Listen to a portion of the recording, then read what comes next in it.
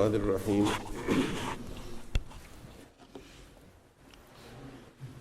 حاضرین، میں نے آپ کو حضرت باعث بسطامی رحمۃ اللہ علیہ کا ذکر خیر چھیڑ رکھا ہے۔ حضرت کی واردات مختلف ہیں، اور یہ حضرت کی نہیں، ہر بندے کی واردات مختلف ہوتی ہیں۔ آپ اپنے بارے میں سوچ لیں یا میں اپنے بارے میں سوچ لوں، کسی وقت ہم بڑے خوش ہوتے ہیں، کسی وقت غمگین ہوتے ہیں، کسی وقت ہمیں اللہ تعالیٰ کے کرم کی رحمت کی بڑی آس ہوتی ہے اور بڑے حوصلے میں ہوتے ہیں، کسی وقت ہمیں اچانک کوئی اپنے گناہ یاد آتا ہے یا دل شکستگی کا خیال آتا ہے تو ہم رونے لگتے ہیں۔ تو یہ انسان کی ایک مجبوری ہے کہ اس پر کیفیتیں بدلتی رہتی ہیں۔ خود میں اپنا حال بڑا عجیب و غریب پاتا ہوں۔ کبھی کبھی مجھے اللہ تعالیٰ کے کرم کی بڑی آس ہوتی ہے کہ تجھے سب بزرگوں نے پیار کیا ہے اور تجھے اللہ تعالیٰ نے ریاض الجنہ میں تراویح تک پڑھانے کی سعادت بخشی ہے، تو اللہ تعالیٰ تجھے ضرور بخشے گا۔ تو کبھی کبھی جب اپنے کو گناہ، خطائیں، غلطیاں یاد آتی ہیں، نادانیاں یاد آتی ہیں، اور وہ زیادہ یاد آتی ہیں تقریباً، تو اس وقت زہرہ آب ہو جاتا ہے، اور یوں پھر دل کہتا ہے کہ اللہ تعالیٰ کہے گا کہ میں نے تجھے اتنی عزتیں بخشیں اور تو ایسا اندر سے ایسا تھا، گھٹیا تھا، تو اس وقت تیرا کیا حال ہوگا۔ یہ اپنا عالم دیکھتے ہیں تو ایسے لگتا ہے کہ اسی طرح شاید ان بزرگوں پر بھی کبھی اللہ تعالیٰ کی رحمت، کرم اور اس کی نعمت کے بھروسے پر کبھی کسی کرامت کا اظہار ہو جاتا ہوگا، اور کبھی اپنے نفس پر نگاہ ہوتی ہوگی تو یقیناً وہ حالت زار ہو جاتی ہوگی، اور پھر اپنے آپ کو کتے سے بھی وہ کم تر خیال فرماتے ہوں گے۔ تو یہ میں نے قیاس کیا ہے اس وجہ سے کہ ہو سکتا ہے میری طرح آپ کے دل میں بھی خیال آئے کہ لو یوں تو وہ اس طرح کرتے تھے، اور یوں یہ ان کی اتنی بزرگیاں سنا رہے ہیں اور کرامتیں سنا رہے ہیں۔ تو یہ ایک بندے کے اندر نہ تذبذب کی کیفیت پیدا ہو جاتی۔ میں نے اس کا حل بتایا ہے کہ یہ اس طرح حالت بدلتی رہتی ہے، لگتا ہے کہ وہ بھی اسی طرح مختلف کیفیتوں سے گزرتے ہیں۔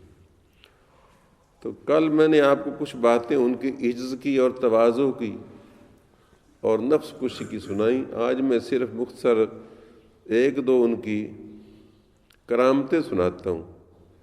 تو کرامت اور عزت، ہمارا تو اس پر ایمان ہے کہ قرآن کریم سے کرامت اولیاء ثابت ہے، اور یہ بھی ہے کہ جب اللہ کا بندہ پیارا ہو جائے اور فنا فی اللہ ہو جائے، اپنی نفس کو فنا کر دے، تو پھر اس کی حالت عام انسانوں جیسی نہیں رہتی۔ چنانچہ کہتے ہیں کہ جب مدینہ منورہ سے آپ واپس روانہ ہوئے، یہ تو آپ کو بتا چکا ہوں نا کہ آپ مکہ معظمہ گئے اور حج کر کے پھر واپس آ گئے، مدینہ منورہ نہ گئے۔ اس لیے نہیں کہ مدینہ منورہ جانا اچھا نہیں، معاذ اللہ، بلکہ اس لیے کہ یہ کیا ہوا کہ میں حج کے لیے آؤں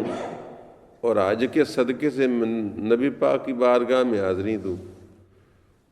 گویا جس طرح بندہ بازار میں جاتا تو کسی اور کام ہے اور کسی سے سلام دعا بھی لے لیتا ہے، تو یہ تو ادب کے خلاف ہے۔ اس وجہ سے آپ باقاعدہ واپس گئے اور پھر ایک مدینہ منورہ کی نیت سے وہاں حاضری دی۔ تو جب مدینہ منورہ سے واپس ہونے لگے تو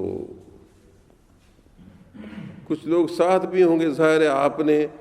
گدھے ہی اس وقت سواری کا جانور تھا، گدھے کے اوپر کافی سارا سامان لاد لیا، دوسروں کا بھی لاد لیا کہ میرے گدھے پر لاد لو۔ ظاہر ہے مسافری میں سامان بعض کا زیادہ ہو جاتا ہے، آج کل بھی حالت یہی ہوتی ہے، پھر حاجی صاحب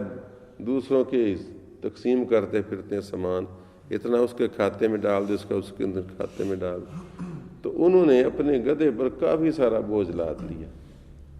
تو کسی نے کہا یار آپ اتنے بزرگ آدمی ہو کر انہوں نے اس بیچارے بے زبان پر اتنا بوجھ لاد لیا، یہ تو ایک بزرگ کے شایان شان نہیں۔ آپ کے کان میں یہ بات پہنچ گئی، کہیں سے کان میں بھنک پڑ گئی۔ تو آپ نے فرمایا کہ بھائی دیکھو گدھے کے اوپر بوجھ کب ہے، گدھے پر تو بوجھ ہے ہی ان کو نہیں، بڑا بوجھ ہے۔ تو جب انہوں نے دیکھا تو سارا بوجھ گدھے سے بلشت پر اوپر تھا، گدھے کی جسم پر بوجھ نہیں تھا، گدھے سے بلشت پر اوپر بوجھ تھا۔ تو سارے حیرت زدہ اور ششدر رہ گئے کہ یہ کیا ہے۔ تو فرمایا کہ بھائی میں تمہارے ساتھ نہیں چل سکتا، اگر میں تم کو ہر بات بتاتا ہوں تو تم حیران ششدر رہ جاتے ہو، نہیں بتاتا ہوں تو مجھ پر طرح طرح کے اعتراض کرتے ہو، اس وجہ سے میرا تمہارا گزر نہیں، پھر میں تو اکیلا ہی کہیں چلا جاتا ہوں، تم اکیلے جاؤ۔ تو مطلب ہے کہ ایسے بھی صاحب کرامت تھے، حالانکہ یہ حیرت ناک واقعہ ہے۔ اسی طرح کبھی کبھی عالم وجد میں ہوتے، جب مراقبے میں اور کشف و شہود کی حالت میں ہوتے، کہ جب بندہ ہی نہیں رہتا بلکہ ہماوس ہو جاتا ہے، تو جس طرح میں نے کل عرض کیا تھا نا کہ درخت سے آواز آنے لگی انی انا اللہ رب العالمین، تو جب بندہ اس حالت میں ہو کہ اس کے اندر خدائی تجلیات کا ظہور ہو رہا ہو، تو اس کو یہ بھول جاتا ہے کہ میں بھی ہوں۔ یار یہاں تو ہم نے دیکھا نا کسی کو جین لگ جائے، یہ تو ایک مثال ہے نا سمجھانے کے لیے، کیا اس کی نسبت اس سے، جین لگ جائے نا تو وہ ہر بات جو کرتا ہے، میں وہاں جاؤں گا، میں پہاڑوں پر جاؤں گا، میں جانتا ہوں یہ کون آیا کھڑا ہے، یہ سورہ یاسین پڑھ رہا ہے فلاں، تو وہ بول تو وہ رہی ہوتی ہے لیکن اندر بول وہ رہا ہوتا ہے۔ یہ تو ایک معمولی سی، حالانکہ جین تو ایک معمولی سی ایک مخلوق ہے نا، یا اس طرح فرشتہ جب حضور صلی اللہ علیہ وسلم پر وحی طاری ہوتی تو اس وقت وہ فرشتے سے لنک میں ہوتے تھے، تو اللہ تبارک و تعالیٰ کی ذات تو وراء الورا ہے، تو اس کے جب جلوے محیط ہوں بندے کو، تو بندے کو ابرکرا بھول جائے تو اس میں کون سی حیرت کی بات ہے۔ تو جب وہ تجلیات کا عالم ہوتا تو آپ بولنے والا بولتا سبحانی ما اعظم شانی، سبحانی ما اعظم شانی، آپ کے یہ کلمات مشہور ہیں کہ میں پاک ہوں میری کتنی شان اونچی ہے، میں پاک ہوں میری کتنی شان اونچی ہے، تو وہ بولنے والا بول رہا ہے سبحانی ما اعظم شانی، سبحانی ما اعظم شانی۔ تو یہ کلمہ بظاہر اگر کوئی انسان بطور انسان کہے تو یہ کلمہ تو کفر ہی بنتا ہے کہ وہ خدا بن رہا ہے۔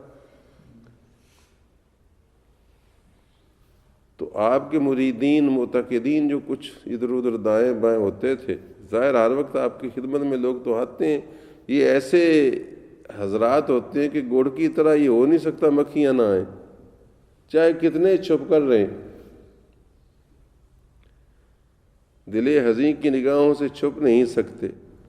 ہزار بیس بدلتے پھرو میرے جانا، نگاہیں کاملوں پر پڑھی جاتی ہیں زمانے کی، کہیں چھپتا ہے اکبر پھول پتوں میں نہاں ہو کر، پھول پتوں کے اندر لاکھ چھپے لیکن دیکھنے والے دیکھ لیتے ہیں کہ وہ پھول کڑا اور توڑ لیتے ہیں۔ ایک اکبر الہآبادی نے بھی ایک مثال دی، دوسرے شاعر نے بھی تصوف کی بات کی اور بڑی اچھی کی،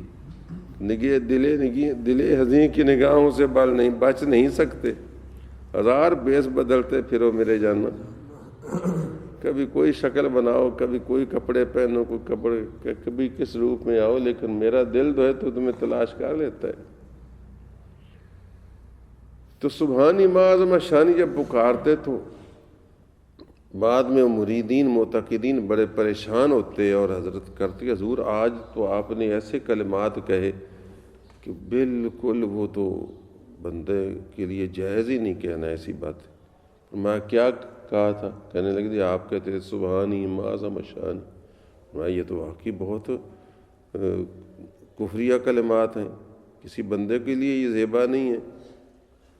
تو تم نے پھر مجھے اسی طرح چھوڑ دیا، تم نے مجھے قتل کر دینا تھا، یہ تو واجب قتل ہوتا ہے ایسا بندہ۔ اب ایسا سنو نا تو تم فوراً مجھے قتل کر دینا۔ پھر کوئی ایسی کیفیت طاری ہوئی تو آپ کے منہ سے جب نکلنے لگا سبحانی ما بشانی، تو اب وہ چونکہ الامر فوق الادب، حکم ادب سے بھی آگے، تو انہوں نے تلوار خنجر لیے اور آپ پر پہلے پڑے۔ حکم جو تھا، اب وہ تلوار مارتے ہیں تو جس طرح پانی میں سے گزر جاتی ہے، ہوا سے میں گزر جاتی ہے، تلواریں مارتے ہیں اور مار مار کر تھک گئے، تو آپ پر کوئی اثر نہ ہوا، حتیٰ کہ یہاں تک کیفیت ہوئی کہ وہ جتنی تلواریں مارتے ان کو ایک اور باعزید کھڑا نظر آتا، حتیٰ کہ وہ سارا کمرہ باعزید سے بھر گیا، باعزید ہی باعزید کھڑے ہیں۔ اب تو ان کے ہوش اڑ گئے کہ یہ کیا ہو گیا۔ خیر جب وہ ہانپ کر بیٹھ گئے تو دیکھا کہ آپ محراب میں کھڑے نماز میں مشغول ہیں۔ جب وہ کیفیت چینج ہوئی تو آپ نماز میں کھڑے مشغول ہیں اور سجدہ کر رہے ہیں اور رکوع کر رہے ہیں، تو انہوں نے دیکھا کہ یہ تو وہ سارا منظر ہی بدل گیا ہے، اور یہ تو اب وہ اکیلے ہی کھڑے ہیں اور وہ نماز پڑھ رہے ہیں۔ تو انہوں نے سلام کے بعد آپ کی خدمت میں عرض کیا کہ حضور آج پھر وہی بات ہوئی تھی، پھر تم نے عمل نہیں کیا میں نے جو حکم دیا تھا؟ کہنے جی وہ ہم نے تو بڑا عمل کیا،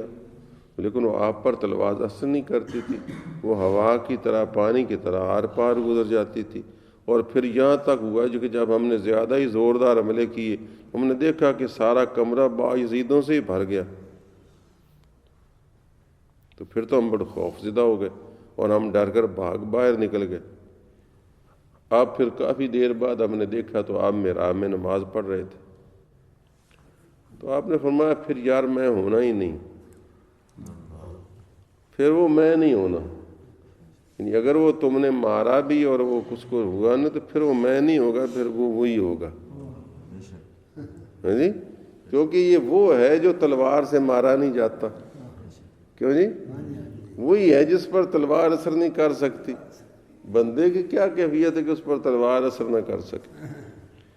تو یعنی اس طرح کی بھی کیفیات اور مختلف واردات ان کے اوپر سے گزرتی تھی۔